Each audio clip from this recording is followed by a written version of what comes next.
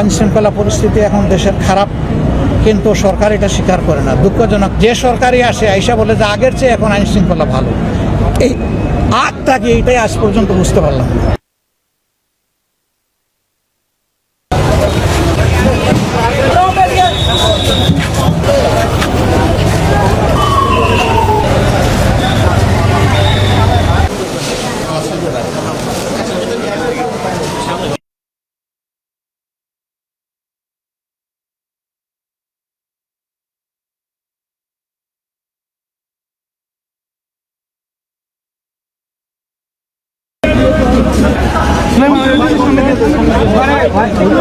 আসসালামু আলাইকুম রহমতুল্লাহ।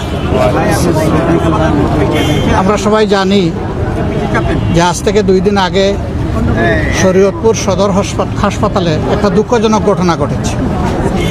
একজন রোগী চিকিৎসা নিতে এসেছিলেন, তিনি মূলত হার্টের রোগী ছিলেন।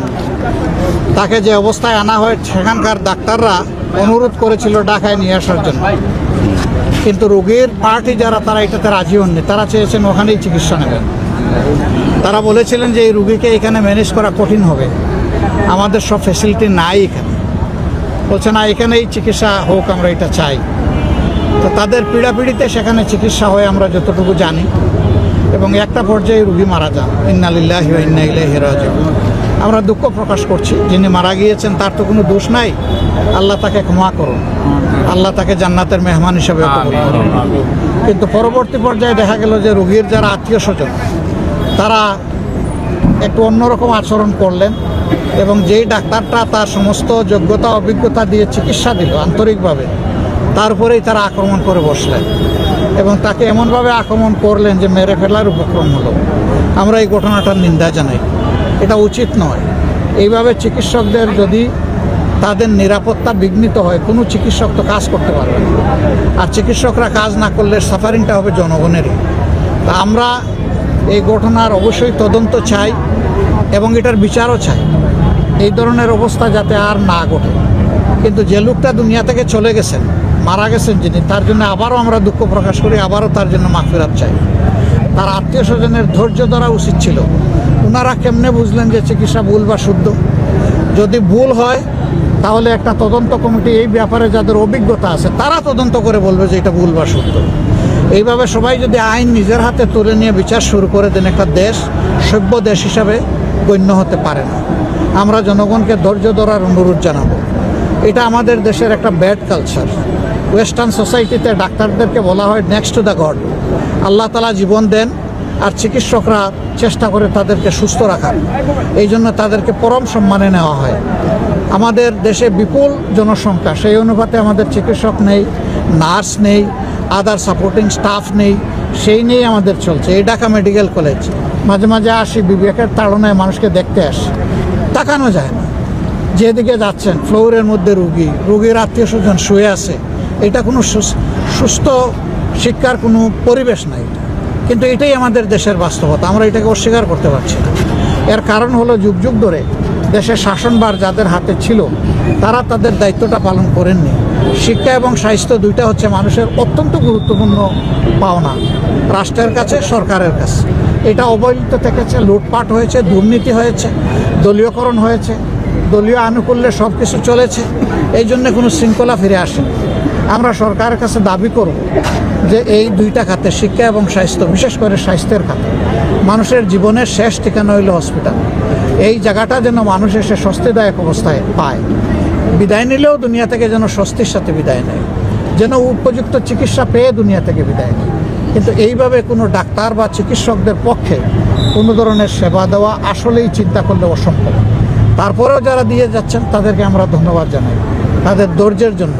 আমরা তাদেরকে অনুরোধ করব, আপনারা এই দেশের মানুষ, যারা আসে তারা আপনাদের আপনজন।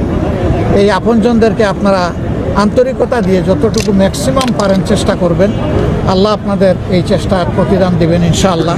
তবে আমরা একটা ফেয়ার সোসাইটি চাই, এইভাবে দেশ চলতে পারে না ভাই। এই জায়গায় হাত দিতেই হবে। আমাদের অঙ্গীকার ছিল, আল্লাহ যদি দেশ পরিচালনার দায়িত্ব আমাদেরকে দেন তাহলে এই খাত এবং শিক্ষা খাত, এই দুইটা খাতকে আমরা সবচেয়ে উপরে অগ্রাধিকার দেব। তো সেদিন কখন আসবে, যেদিন আল্লাহর ফয়সালা হবে। কিন্তু তাই বলে কি আমরা কিছু করব না?